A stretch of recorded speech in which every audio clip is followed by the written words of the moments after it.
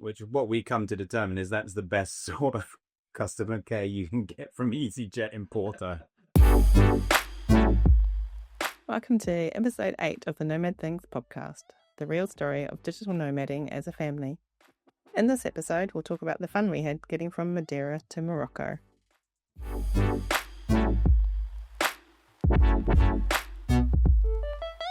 Well, we made it to Morocco. When we left Madeira, we flew via Porto. And Madeira is known for its high winds and causing flight delays, so we gave ourselves a good window in Porto to catch our connecting flight. But luckily, there was no wind at all, so we arrived in Porto on time. And with all that time to burn, perfect. We can have a nice lazy lunch, try some port. Why not? So let's get rid of the bags, stick them in some lockers, hit the town. So we go over to the lockers. They're right there. Oh, pretty much all of them broken, except for a couple which are full. So not so helpful. Never mind. There's the main station, which is Trinidad. So What you want? Trinidad. So we get our bags, we hike it across, up the stairs, down the escalators, across the concourse, all this rat run, find the pay machines for the metro, finally work out what we need and how to get it. No problem. Got the tickets, up the stairs we go. And what you have to do for every ride on that metro is validate your ticket. Scan it in the scanner. Boom, you're good to go. No function. What's going on? We're obviously doing something wrong. It's not working, but some railway worker comes over and says, no trains, no power. Oh, bugger. Power cut. Turns out all of Spain, all of Portugal, once a lifetime event, the power's gone. So we're like, bugger, we're not going to have that nice lunch. We will just pop back to the airport, see what's happening, and get to the airport. And some things are working, some things aren't. It's really random. But the flights are still going in and out, so that is a plus. And we've got until 6:30 for our flight, so we figure we'll be fine. We'll just have to sit in the airport. Yeah, so it's warm drinks, no coffee, horrible snacks because you can't get any proper food because all the cookers are off, for example. And avoid the tuna sandwiches.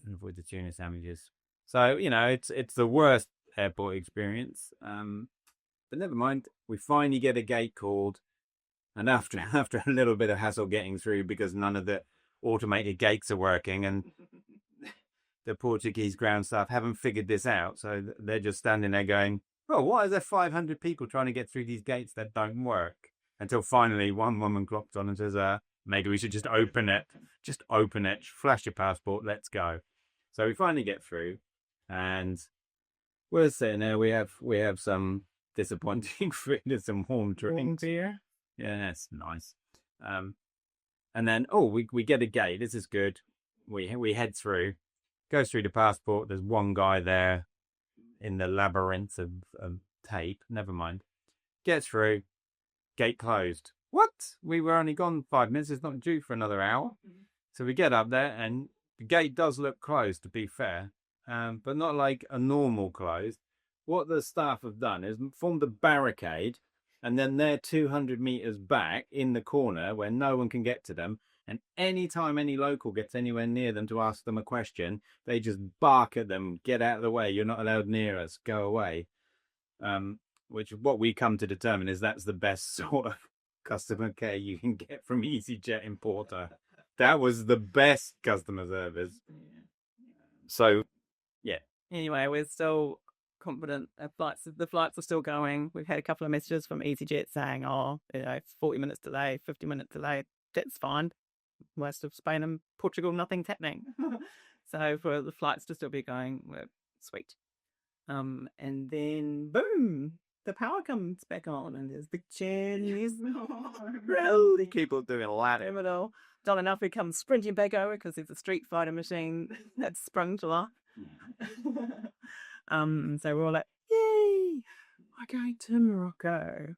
And then there's a gate change announced. So we're like, oh, even better. We'll just stick downstairs, go to that gate. Everyone's starting to get Must be progress. The planes must be sorting themselves out. They've obviously missed slots. Things have to get juggled. The fact that we now have to go to a different gate must mean, oh yeah, it's fine. It's coming on a different slot. Yeah. We'll go there. This is we're off. This is great. Yeah. And so we're standing in the queue thinking, oh, we're about to board. And then the mood changes, doesn't it?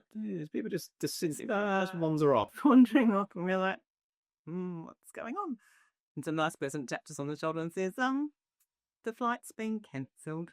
A nice person, obviously being a local Portuguese passenger and not the easyJet worker. No easyJet breakfast to be seen. Because easyJet don't have any personnel there, which we will find out later. It's not as great as you'd think. Yeah. So anyway, we get ushered to Gate 10. Gate 10. We're like, what's this miraculous Gate 10? But it's just to send us back out through passport control. Cross through our Schengen exit stamp. Oh, no. We have to queue as if, normal passport thing. Slow as they're scrutinising your passport. It's like, we've been 200 metres. We've come through here and we're only coming back. And this is given that Europe has pretty porous borders. There's like 1 million illegals go into Europe with no paperwork. We go 200 metres in a round trip. See the guy again, like 4 hours later. Hi. Oh, no. I have to have the full passport control. Anyway, we go to go find the customer service desk, obviously, to figure out what we can do. Join a very long queue. Must be us 300 people all filed up to one window. There's only one window. This is still because this is like 10:30 at night. Yeah, it's late by this stage. This stage is 10:30. The flight was supposed to go at 6:30 was the original time. Which, if anyone is paying attention, that's past the 3 hours you have to have because of European law on delayed flights. But never mind, carry on. Oh, food and drink vouchers. No, but very early on, easyJet had sent a message saying, due to extraordinary circumstances out of our control. So basically, working in the hands of us. Yeah. Anyway, we're waiting in this mega long queue. We've made Alfie go and sit down because he's getting a bit tired and rattled by that stage. And but then whoop, they just closed the window. We thought we'd have to wait for a while, didn't we? We thought this queue was going to take a while, and then we didn't have to wait at all because there was no one there. Luckily, the wait's gone. So now we're stuck in Porto airport. Now about 11 o'clock at night. No accommodation, no representatives. Oh, just ring your airline. Obviously, you can't get through to easyJet at this time. They're completely hammered. There's no getting through to them, and the trying to get coverage on your phone is a nightmare because I think everything's running on reserves, and there's about 10,000 people suddenly desperately trying to make calls. And the internet's been in and out all day because of the power problems. Yeah. So survival mode kicks in. Alfie's getting rattled. In the old days, we would have just slept on the airport floor, but not anymore. So we hit the X. Booking.com. Porto is 94% full. 96% full. 98% full. Boom! It got us the room. Not a crazy price. Not too bad. But we have to get there now. Yeah. So we go back downstairs to arrivals, find the taxi queue is. While we're trying to load up the Uber as well. We've got Uber going. We're running down. Oh, can't get an Uber. And Bolt. Uber and Bolt. Okay, this is not working. Obviously, everyone in the airport is now trying to get one. So we head down to the taxi queue whilst doing these things. Yeah. And the drivers are accepting our thing and then cancelling, accepting, cancelling. So we're like, we're just going to have to stand in this mega long queue and wait. But while we're waiting, I may as well be still trying on the Uber, still trying on the Bolt, and trying. And then boom, suddenly, Mohammed has accepted our ride. Good mama. But we've got like 1 minute to find him before they start charging us the wait fee. Yeah. We go sprinting. I have no idea where we're actually heading. There's like literally 1,000 people queuing for taxis, and we have to run the length of it. Past everyone, like as if everyone's going, where are you going? There's this queue for the taxis, and we start sprinting like David Hasselhoff. Yeah, the people, this number plate. And then somehow I see it. Kind of hang in the window. Marvin, yes. Let's go. Thank goodness. So we get in a taxi, drive us to our hotel. And there's another queue because obviously there's a lot of people suddenly checking in to this hotel. That weren't like the skeleton crew, you know, like the night, 2 people on the night desk. Yeah, they weren't expecting the rush, I think, at midnight. No. But like we found out later when we were talking to a taxi driver the next day that people were waiting 4 hours for a taxi. That queue was 4 hours long to get a taxi. Yeah, so we did good to skip that queue. And even when we were in that one in the hotel, there was 20 people in front of us, and about 80 behind us. Yeah, it was out the door and around the corner. We got in at 1 o'clock. We got in the room, settled down. Nice little room, nice hotel. Yeah. 1 o'clock, Alfie's just boom straight into bed. Yeah. We have a shower, fall straight asleep because we were getting up the next day to go sort this stuff out. Yeah, get back to the airport as planned. Which we do first thing. Well, after the buffet breakfast, obviously. Obviously, we're not here. And Alfie needs feeding. So we get back to the airport about 8 or 9, and there's no queue, which is nice. Get straight up to the window, and they basically tell you to go away swiftly. Despite there being these posters on every single counter saying, due to European law, you are entitled to these things. You are entitled to free food, free accommodation. You must be looked after. Your airline must communicate with you. They must offer you alternatives. They must do. No, easyJet. We don't work here. Bye. Yeah, the people on the desk aren't actually easyJet. They're just representatives. So they're no good for anything. And we're just told to ring easyJet, which I'd already tried.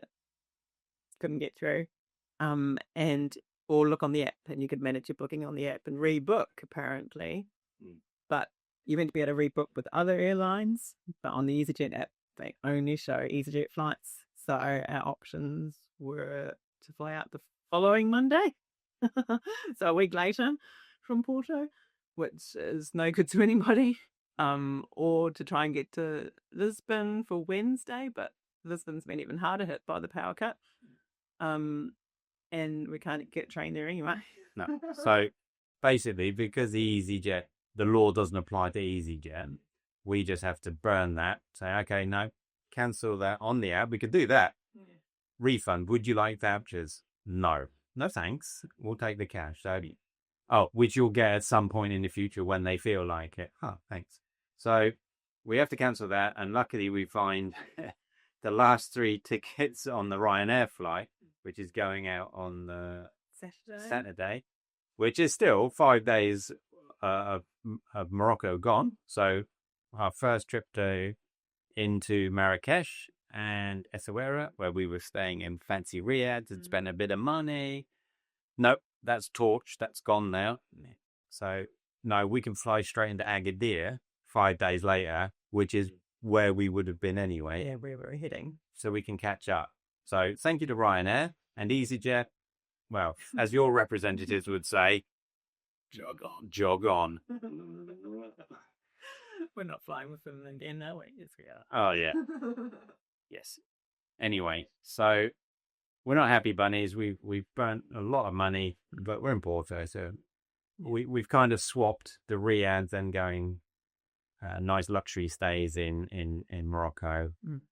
For a week in Porto. So you managed to get us on that Ryanair flight. Yeah. I was looking, okay, we've got to find accommodation now in Porto, which is still full this week. So again, get on the apps and manage to find an Airbnb, a really nice one, but someone else's loss must have been our gain because obviously someone hasn't made it to Porto. They've had to cancel. We managed to snap that one up for 4 nights. And then some dodgy other hotel for the last night, but it ended up fine.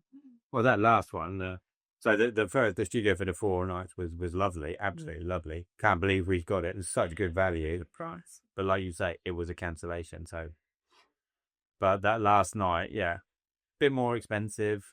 And the reviews are 1-star, 2-star, absolutely hammer. But this is where we are. It's either that or spend like 300-400 euros for a night. Yeah.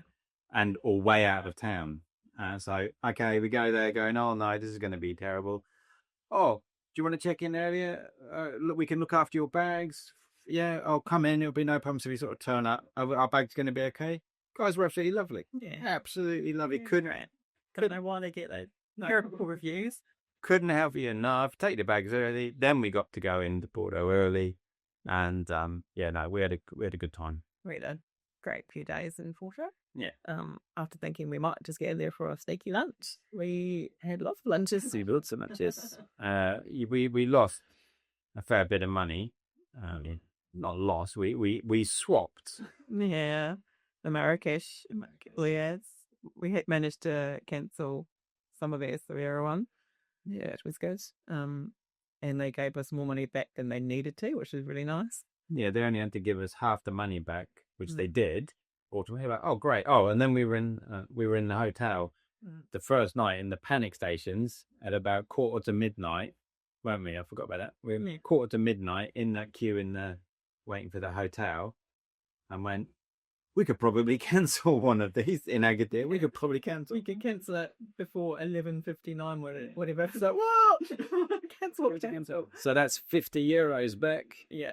And Alfie had been a bit, stressing about, oh, I lost money and all of that. Not that he earns it. But so every little bit that we got back kind of calmed him down, didn't it?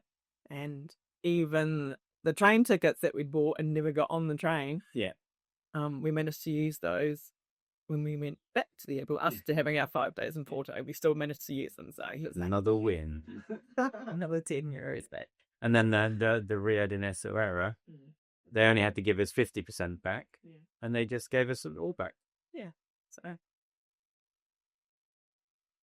you're in Morocco, in case you hadn't noticed. But the call to press bin, so I don't know what that is. No idea. So the moral of the story is, make sure you know where airlines actually have a little office, because Ryanair has one at Porto, easyJet doesn't. So the people there will just tell you, ring your airline. So I thought you were the representatives for our airline. No. Yeah, so lesson learned, try and figure out if there is an actual desk for that airline at the airport you're going from. And even though the flights are cheap, yeah, if you're somewhere like, a small out of the way airport flying to another random airport, there may not be many flights between them, so yeah, you may not have many options if your flight is cancelled. But yeah, we're not one, like I'm proud of us. We got into action mode and we just sorted it out, and it wasn't a big drama. We had a great time in Porto. We had a great time. It's just money's gone, and we've clawed a bit of it back. Yeah. But it was kind of our original plan anyway. Yeah. Well, when we were first trying to looking at getting from Madeira to Morocco, we're like, well, we can have a week in Portugal, either in Porto or Lisbon, or we can have a week in Morocco, getting down to Agadir. And the flights just worked out this way that we thought, we'll do the Morocco option. Yeah. The only trouble is we were going to do a complete circuit and go back to Marrakech. Now we're way down in the south and we have to go back up to Marrakech. Yeah, fly up. Whereas we could have just gone to Agadir had we known we couldn't do it. So it's not just sideways. A one-in-a-lifetime event is like a fraction of a percentage chance of it happening. Day before, no disruption. Day after, minimal disruption. Yeah. That day, gone. Scuppered. And the way easyJet were, I'm not one for, I'm disgusted. But I'm genuinely shocked that you're at a thing whereas a desk where it says, these are your rights, and not a single one of them. And then you see those shows, those reality shows where they go, I didn't get a bread roll. I'm entitled to a bread roll. It's like, we weren't expecting much, but just to be dumped. Yeah, just some help with rearranging flights. Yeah. Sometimes given the option of other airlines, but yeah. Hope you enjoyed that. We are Nomad Things, and we'll be back next time with why we ended up in a small town on the Moroccan coast for a month. In the meantime, if you like our content, hit the subscribe button, check out our blog at nomadthings.guide, and of course, follow us on Facebook and Instagram.